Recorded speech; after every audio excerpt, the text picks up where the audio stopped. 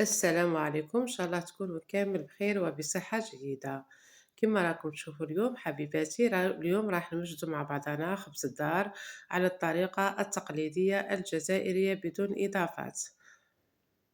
اللي حبت ينجح معها خبز الدار ولا كانت مبتدئة تبع معنا لا فيديو من الأول إلى الآخر فقط، إن شاء الله راح تخدموا بأفضل صورة ممكنة. حبيباتي كما راكم تشوفوا خبز الدار خفيف هشيش ما شاء الله. لكن قبل ما نبداو حبيباتي ما تحرمونيش من لايك واشتراك في القناة فضلا وليس امرا هكذا باش توصل لا فيديو لاكبر عدد ممكن من الاشخاص. وبسم الله يلا نبداو.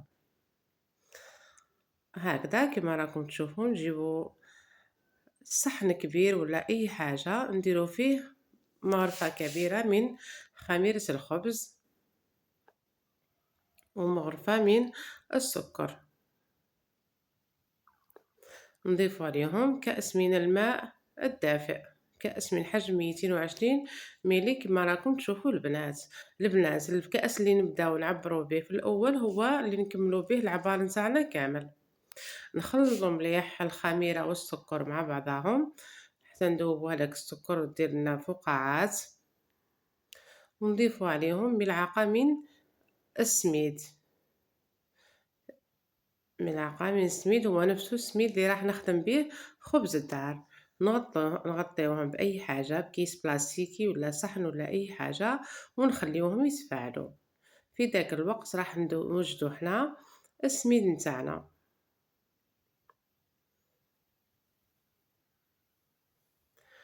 هنا حبيباتي راح نجيب السميد نتاعي هنا راهو رطب شوية، هكذا نحطو نفس الكأس اللي عبرنا فيه في الأول، ما يهمش الحجم تاع الكأس.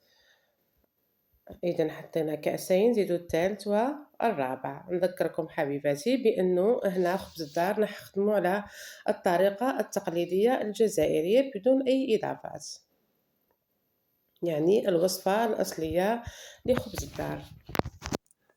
كما راكم تشوفوا السميد نتاعي من نوع الرطب، نديرو ملعقة متوسطة من الملح، نخلطو المكونات الجافة ونزيدو نصف كأس ناقص أصبع من الزيت، نبسو هذاك السميد في الزيت نتاعنا هكذا البنات كما راكم تلاحظوا. ندخلو الزيت مليح في السميد هكذا حبيباتي،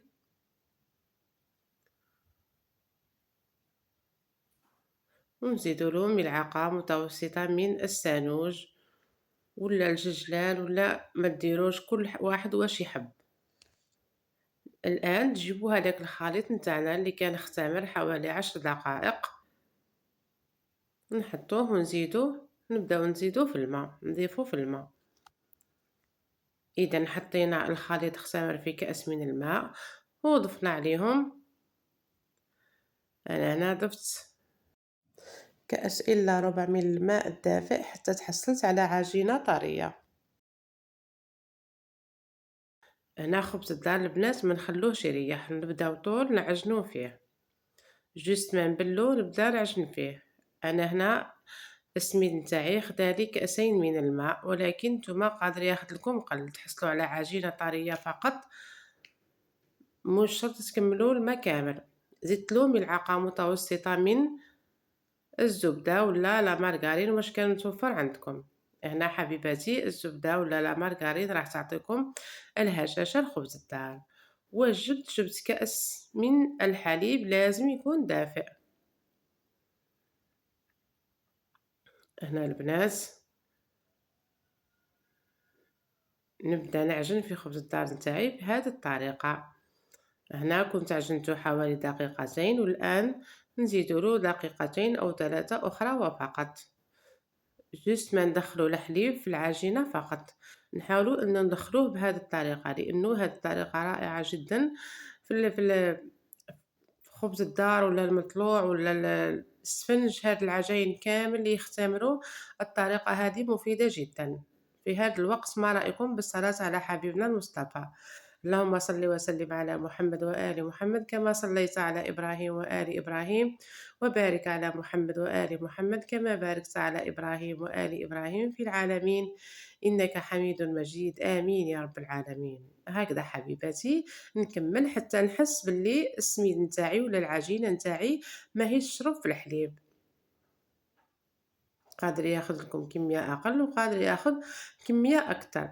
هنا واش هو الهدف؟ أنه نتحصلوا على عجينة طرية جدا جدا، ولما نكملوا نشوفوا السميد نتاعنا ما بقاش يشرب لنا هذاك الحليب، راح نعملوا هذه الطريقة اللي راكم تشوفوا فيها البنات، راهي مفيدة جدا وفعالة جدا باش يجيكم خبز الدار نتاعكم خفيف ريشة هكذا كما راكم تشوفوا، راهو كما يقولوا راهو يترعد. شفتوا الحليب اللي خديت كأس إلا ربع، نغطيه بكيس بلاستيكي ونزيد له طرشونه باش يختمر ليه. انا هنا خدا لي حوالي ربع ساعه فقط. كما شفتوا البنات خبز الدار نتاعنا راهو يتخدم في وقفه، واش نخلوه يختمر ونزيدو نعجنوه ودهنته ونزيدو نخلوه بصفار يختمر، البيض اللي لا. كنت خلطته هنا مع راني شويه طرحت تاع خبز الدار الحليب نتاعي على الوجه، ودرت له السانوج ودخلته الفرن كون سخنته من قبل. كما راكم تشوفوا تحصلت على نتيجة رائعة جدا. خبز الدار نتاعنا خفيف جدا جدا ومن فوق هذا مختمر، والبنة ما نحكي لكم صدقوني خفيف الخفة ريشة. هكذا راكم تشوفوا في النتيجة حبيباتي. بسم الله ما شاء الله، الله يبارك، شهيتكم في الجنة ان شاء الله. راكم تشوفوا في الخفة،